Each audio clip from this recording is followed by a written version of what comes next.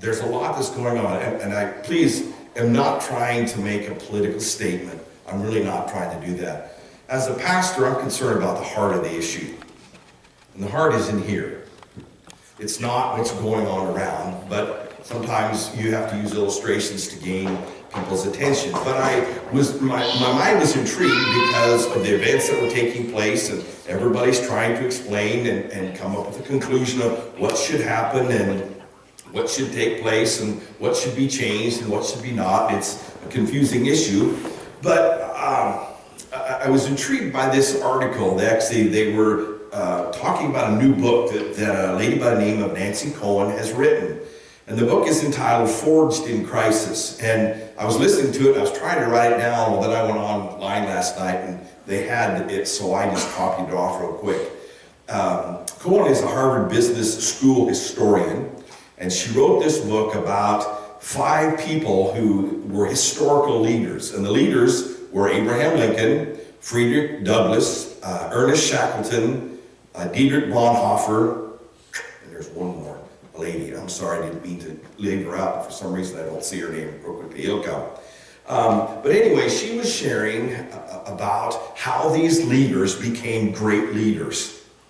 Because leaders are made, and they're made in the way that begins often with some kind of adversity. You've heard that leaders are made, not born. Now, there are some kids that have some leadership tendencies as far as getting kids to follow them and do these things. But it said, in the middle of a perfect storm, they say, I'm going to make something good of all these highways and big waves. According to Cohen, these leaders all embraced the moments of crisis and unrest found or stumbled upon. They found a worthy ministry, nurtured emotional awareness, and discipline. For example, the polar explorer Ernest Shackleton which attempted to cross the Antarctic in 1914, rescued members of his crew from a failed expedition. Some of you may remember this one. Not that you were there, but you read about it. What we can learn from him, Cohen said, is that how leaders must be content of how they carry themselves because all eyes are on them. Everybody's watching. One of the most important things that Shackleton had to do was to manage the energy of 27 men to keep them away from the cliff of doubt, the despair and discord that is critically important for the leaders leading all of us through our own turbulence. He had to keep people from the cliff of doubt and despair and discord.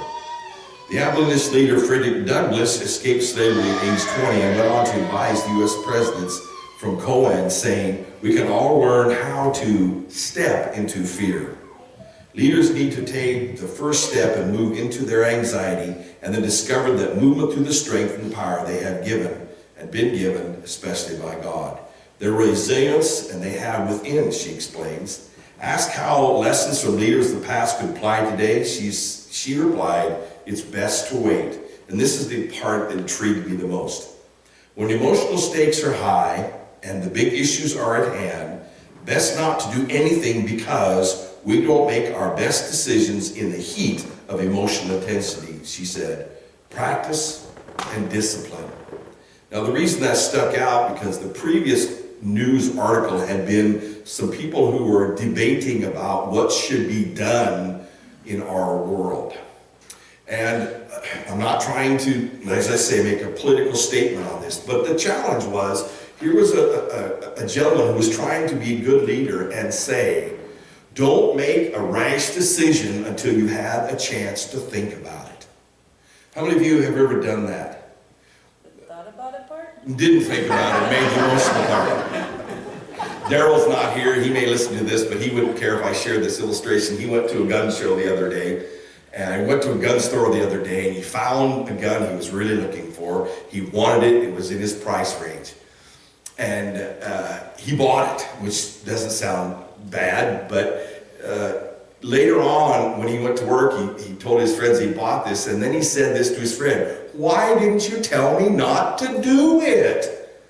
Because he didn't have the money that he needed to do it. He got it, but he did it in a different way, and all he was trying to say is, after the rash of the moment, when he had to think about it, he said, why did I do that? How many of you ever bought something and the next day gone, Why did I do that? And we've all said this. If you've lost a loved one, and people prey on this. If you have lost someone, they are very content to call you and try to pry into your life and pry out of you something in your emotions. I've been a pastor many, many years, and I have been so grateful that in this area I have not seen this problem. But I have been in places where people tried to take advantage of mourning people. To go to a funeral home and kind of somehow coerce them into buying something they can't afford, but feel emotionally like, oh, they would be better in this $5,000 casket than this $2,500 one, which is just a container which a body is in that will deteriorate anyway. And I don't mean to make it a morbid thought, and I'm not trying to criticize people, but I'm just making a statement that sometimes if we don't stop and think, we can make decisions that we wish we had not made. And this is what they were trying to get across. Despite their lofty places in history and among their peers, all the leaders Cohen profiled experienced loneliness and depression. If you've ever been a leader, and some people have longed to be the leader, if you've ever been a leader, have you ever heard this statement? It's lonely at the top. It's because all of a sudden, all the brunt is you, and you make the decisions. And that's great, but that means everybody also makes the complaints towards you too, doesn't it? And you, if you are right, are a hero. If you're wrong, it's all your fault. How many of you really want to be leaders? Because we don't really live in a world that says, if God put people in leadership, we need to support them. It's a hard enough job to be a leader anyway, let alone to be criticized for your leadership. That's not a political statement. That's a statement from every walk of life. When was the last time you said to your boss, thank you, you have a hard job? How many of you walked in and complained? Sheree and I, and you've heard me say this, have made our life goal to when we talk to somebody on the phone, like from Sprint or AT&T or Verizon or repair service, the first thing we do is, hi, how are you doing today? And you'd be amazed how many times people have ended with, thanks for making this an easier phone call. Because some of these are tough. I walked into Ampride the other day. I filled up my fuel, got a glass of something to drink, set it down there, and a dear little lady came up, and I've kept that commitment. I said, hi, hon, how you doing today? I probably didn't say hon. I have a tendency to do that, not in a derogatory, but she was young like my kids, so I said, hi, how are you doing today? And about 5 minutes later, I found out she was sick, her kids were sick, she didn't have a babysitter, and I thought like, oh, that's not what I asked. But I'm glad, for some reason, she looked at this guy in a black hat and said, it's okay to talk to him, tell him that. She didn't want an answer. I learned that from my wife a long time ago. Man, if you have not learned that, they don't want an answer. They just want you to listen. And that's hard, because I'm better at giving answers than I am listening. I don't know why, it should be simpler.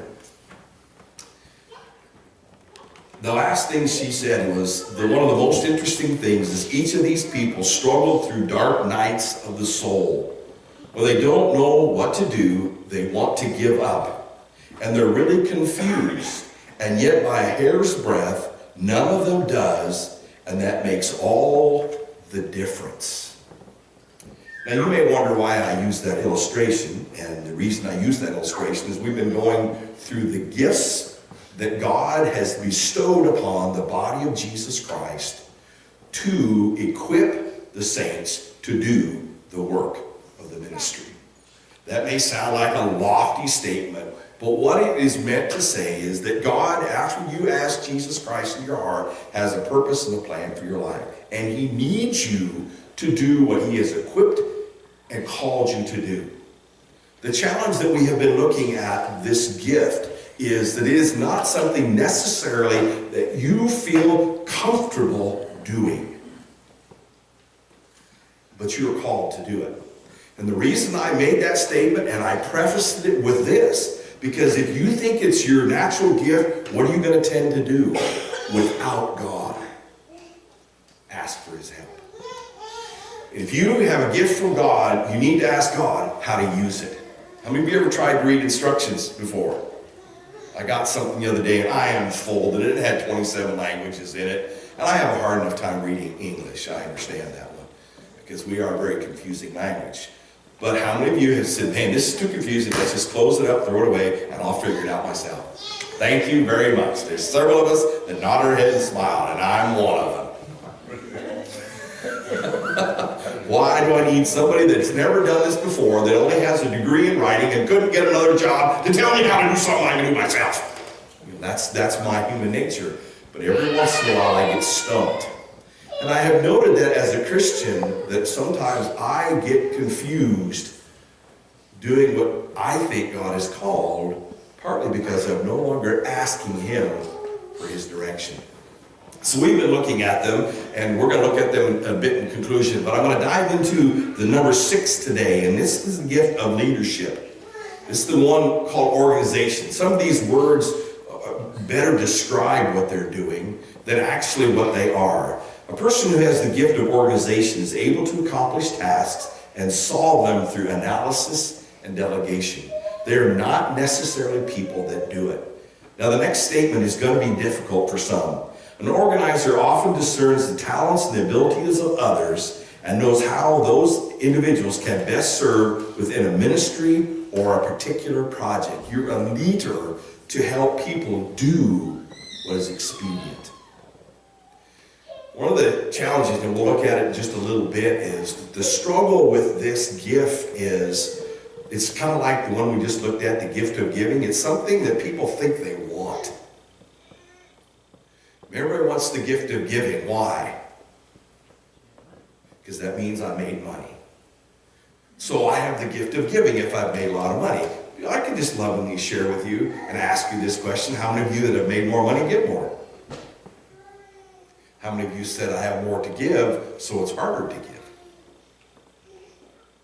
Which seems strange. If I had more, it would be easier to give. But let me ask you, which is easier, $10,000 or $1 to give? If you made $1 million and you gave a tithe, how much would that be? How much? Okay, that seems simple. It's only a tithe, it's only a tenth. So why don't I see a check for $100,000 in a bank, in an offering? Of course, I'm not the treasurer, so I wouldn't see it, and that really is irrelevant to me.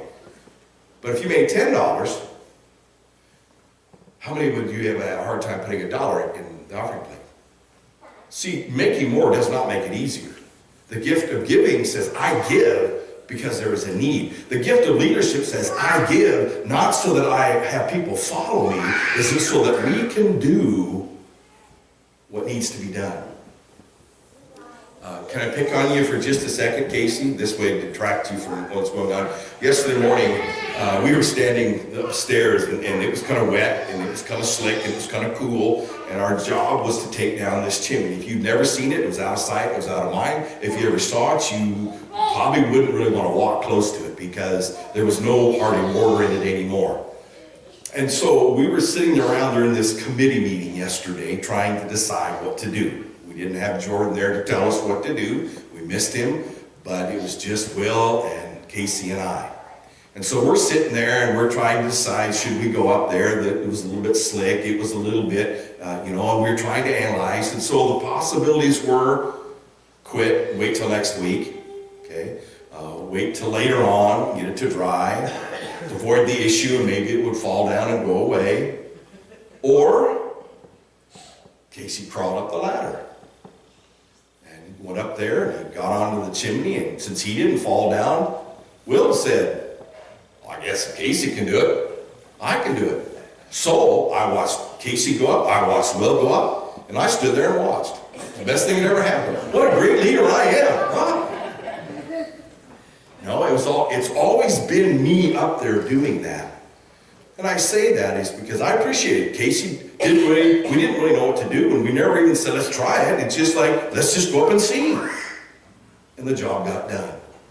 So thank you for doing that. Thank you to all. But the gift of leadership is not necessarily my great skill of getting people to do what I think they should do. Leadership, the gift of leadership is doing what needs to be done.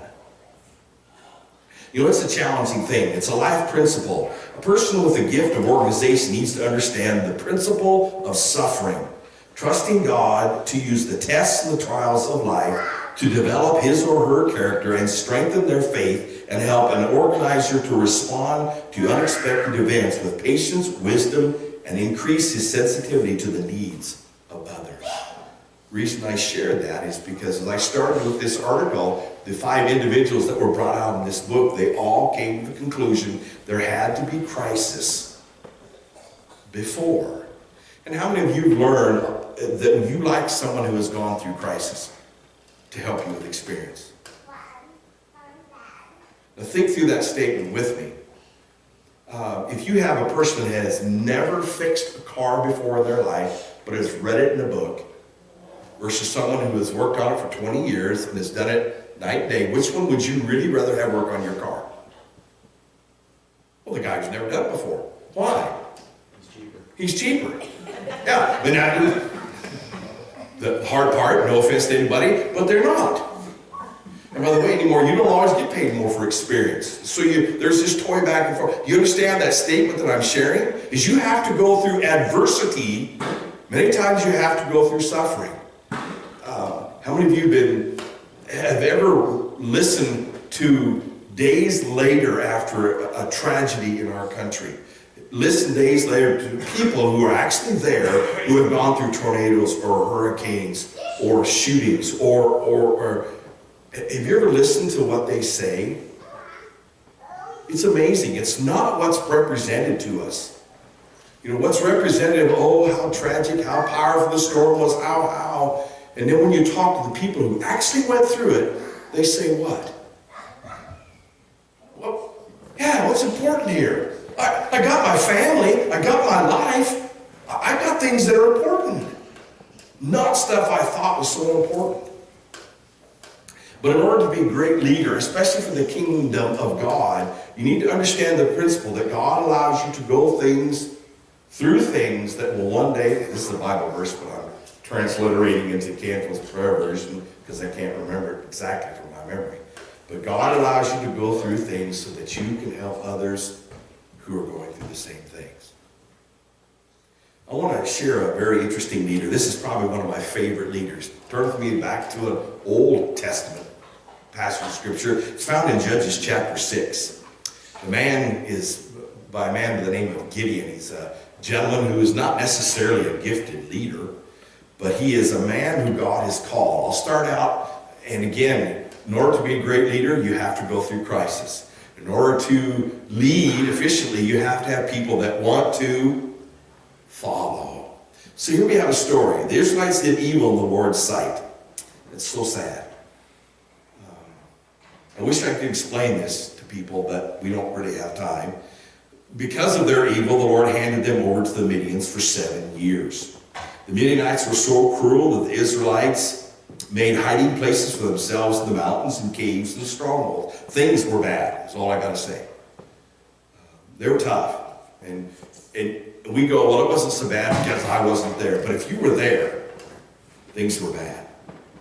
Verse 6 says, so Israel was reduced to starvation by the Midianites.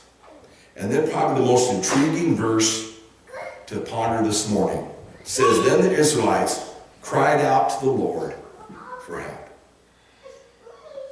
Have you ever asked yourself, what do I have to do to listen and obey God? Now you're going, huh?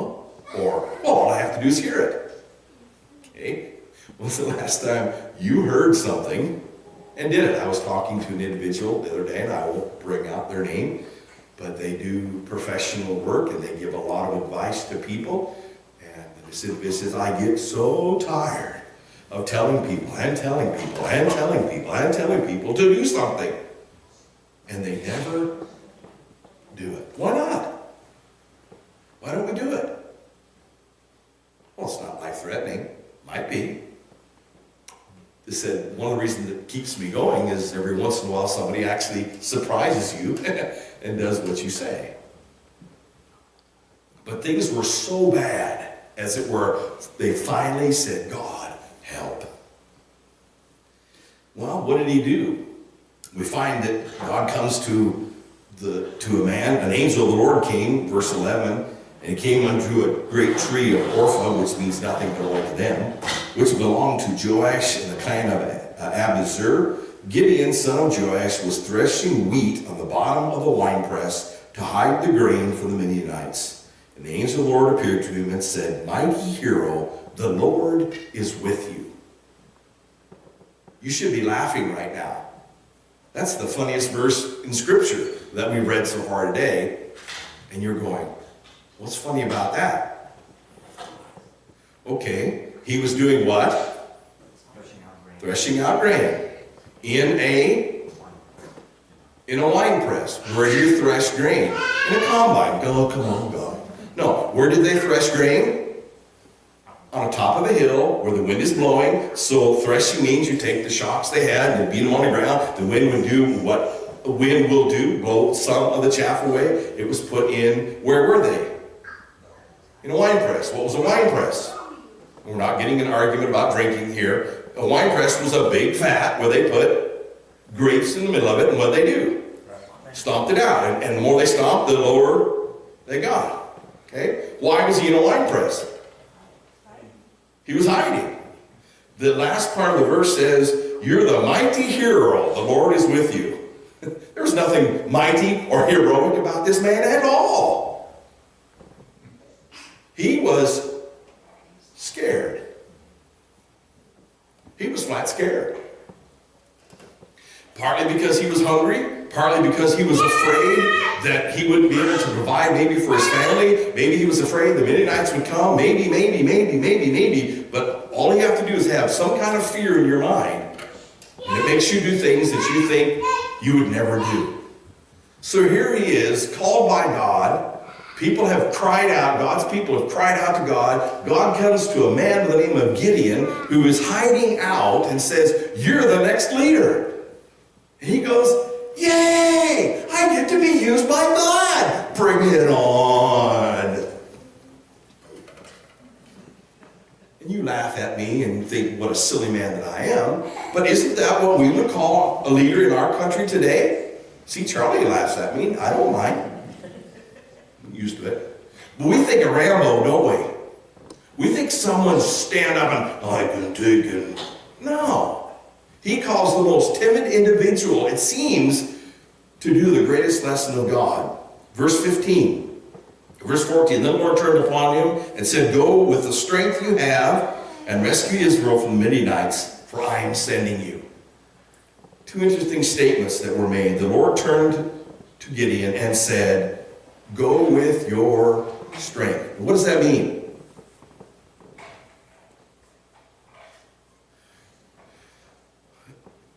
Julie, look at me for just a second. When you knew it was time to go, what was your emotion? Thank you very much. Okay, so this verse says, Julie got up in her own strength and did what? Walked out of that piano. Thank you. Who kept her on that piano when she started making mistakes? God. Because what did you want to do? Not picking on you, but sorry, it's a wonderful illustration. You'll never talk to me again. I know I'm that way. But she wanted to get up and come back here. What kept her there? Who she's doing this for. The reason why. So God says to Gideon, you go in your strength, but I will do the job. God doesn't need me to do it. In fact, if I do it, it's going to get screwed up. Sorry. That's just the way it is. Because I don't have perfect past and present future insight of what's going to happen. Anybody have questions? So he asks us to go in our strength and do it, but I will be your strength. And so, you know the story of Gideon. There's two things that take place in his life. And he says, verse 15, but Lord, the most common word in Christianity is, but. And then he says, how can I rescue? How can I do that? He says, because I'm the least of my entire family. And then the Lord said to him, I will be with you. That's all you need. It's not easy. That's an easy statement to say. It's a very difficult one to do in a hospital room. It's very difficult when you stand up in your workplace and share the testimony. I had to kind of laugh. It's my weird nature. I'm warped. You know it.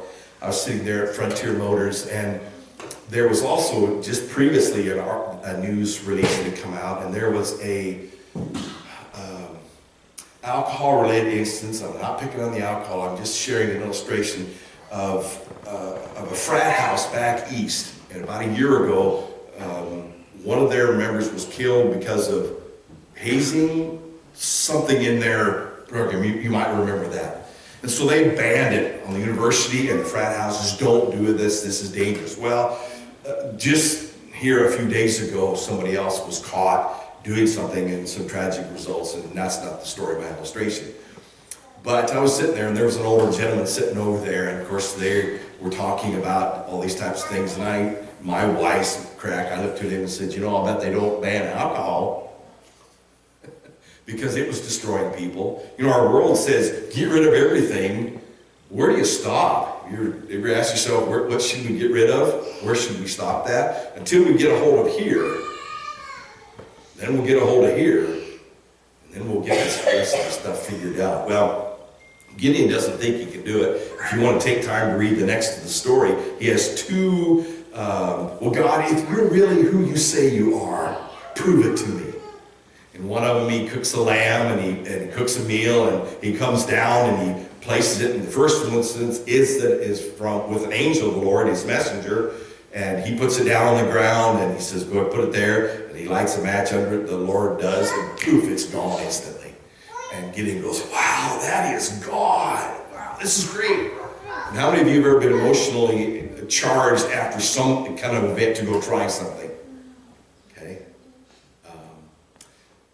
But how long does that emotion last? Some of you that are disciplined, it's great. But for some of us, I was walking through yesterday. I was kind of hungry yesterday morning, and there were some things on the table that I wasn't supposed to eat, and everything in me said, reach out and grab it, reach out and grab it. It's just kind of like a magnet to me. And I had to keep walking by, because then I had to say, okay, Les, what do you really want? Do you want your clothes to fit? Or do you want to eat that chip and cheese and meat and fruit and vegetable and candy and Hostess Twinkie and a cupcake? Or do you want to be able to button your pants? Shoot, I'd rather button my pants. You go. But I had to mentally think about that one. Which is it? And what do I want? Because isn't that something important that y'all have to make in a decision somewhere in life? Well, Gideon says, God, okay. He goes out and does something, and then the second illustration you remember most is the one about the fleece. Should I do this or not? He puts a fleece out. Lord, if it's you, have one time it be wringing wet, everything else dry. And then, Lord, once is not enough because, you might have messed up. Man, God is patient. And he flips it again and says, okay, if that one's dry and the ground is wet. And then he went out and he goes out and does it. And God uses Gideon in a very mighty way. But the point of my illustration is God was going to call Gideon to be a great leader, but not because of his leadership skills. He was going to use Gideon because of his willingness, even though he may not have thought he was a great leader. And by the way, what's one of the greatest acts that Gideon does? Do you remember? Remember at the end when he has 30,000 men and he's going to go attack an army of 300,000? And God says to him, you've got too many men. So he weeds them down to 3,000 or however many. It's a small number. And everybody's going, you're nuts. You can't take on 300,000 with 3,000. And he says, you're right.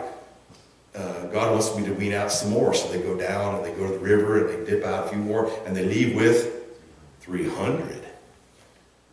And they win, by the way. And all they do is do what? Make a lot of noise.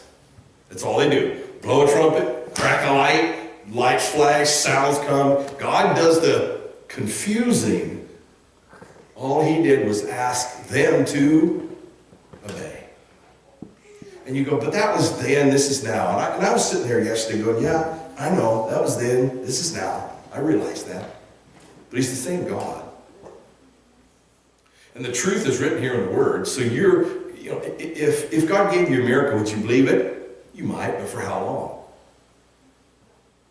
So the truth is right here. And the importance is that you're going to accept this truth and follow this truth. The verse for today is, he must become greater and I must become less important. God must increase, I must decrease as you walk out the door this day.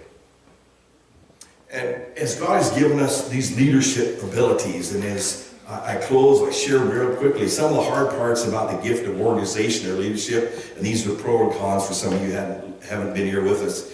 But in order for you to understand your gift, number one, it's an ability to see the overall picture with clarity for long-range goals. Number two, it's a motivation to organize that for which is responsible. Number three, desire to complete tasks as quickly as possible. Number four, an awareness of resources available to complete the task. An ability to know what can or cannot be delegated. And I put a star by this one. A tendency to stand on the sidelines until those in charge turn over responsibility to them. Your first goal is not to get in the middle and voice your opinion. Many times the leader is the one who, after hearing all of the possibilities, does what? Goes and does it. After hearing, well, I can do this and this and this and this, and then we stand there, do nothing, the leader does what? Climbs the ladder. Just goes up. Number 8, a willingness to endure reaction from workers in order to accomplish the ultimate task. In other words, you have to have tough skin. An fulfillment to see all the pieces coming together and enjoy the finished product with everyone. Number 10, a desire to move on to new challenges after that one is completed. The misunderstandings is the ability to delegate responsibility may appear laziness to avoid work. Willingness to endure reaction may appear as cold and calloused. Neglect in explaining why tasks must be done may prompt workers to feel they are being misused. A vision of people as resources may appear that projects are more important than people. And finally, the desire to complete tasks swiftly may appear to be insensitivity to schedule, awareness, or others as well. I share that for those of you who are still wondering, what is my spiritual gift? We've been looking at it, and I just share these and I will close, I promise. Number 1 is the gift of prophecy, and that helps us to apply the Word of God to every situation. If you have the gift of serving, a person with the gift of serving is driven to demonstrate love by meeting practical needs. If you have the gift of teaching, you are a person who has the desire to share accurate information, especially doctrine in the church. Number 4, if you have the gift of encouragement, you want to see believers grow to spiritual maturity. Number 5, if you have the gift of giving, you want to use financial resources wisely in order to meet the needs of others. Number 6, organization is the person who's able to accomplish tasks and solve the problems. And number 7, we'll be looking at that next week, is kindness. You know, my wife is saying, that may be the hardest one to do. Because the other one, these things for me are things I do. Kindness is an attitude of who I am. Sometimes that's one of the biggest challenges. Well, this week as you leave this place, maybe God has encouraged you, or maybe He's challenged you, maybe He's caused you to think, maybe you've enjoyed the opportunity to be with people. Some of us won't be here next week, some will. We thank you so much for coming. But my prayer is that you will begin reminded that God has given you an opportunity to serve Him. And in eternity's light, that gift that you use and develop will not only benefit people around, but oh, how grateful you will be. So Father, thank you again for the opportunity. Thank you for each one who has come. They shared some fears with us today. They shared some talents with us today. They shared their lives with us today. And I pray, Father, as you look down upon these people, that not only the expression of gratitude, but a closeness, because that's what you really want us to do. Because of Jesus Christ, we have a life. We've been given a life eternal, but we have the greatest opportunity to have a relationship with you. Some want to keep God in the distance, and I sometimes understand that, Lord, because you are so powerful, mighty, and sometimes confusing to me why you do what you do. The challenge of today's leadership thought is you need to go and will go through adversity. These great men, Abraham Lincoln was probably one of the most confused, as it were, to people as a president. He had more failures than he had success, but is deemed as one of the greater presidents, not only because of his persistency, but his dependency. And so we look to people like that, maybe from their example, and I do know even great leaders wanted to quit, but they continued on. So Lord, within this church, we ask that you continue to bring upon this gift of leadership. We don't need a lot of leaders. We need one or so that will be able to step up and graciously and do when the questions come. So that, Lord, we can be efficient for you. So thank you again as we walk from this room today. That I pray that you will receive the glory and the honor. And it was good to be in your house. It was good to see some little things. Maybe a few little decisions. All personalities and challenges. Even new people coming up and singing with me. Lord, sometimes I am so stubborn. But I thank you for the willingness and the desire to have the body of Jesus Christ be used and to bring you glory. In Jesus' name I pray. Amen. Dismiss.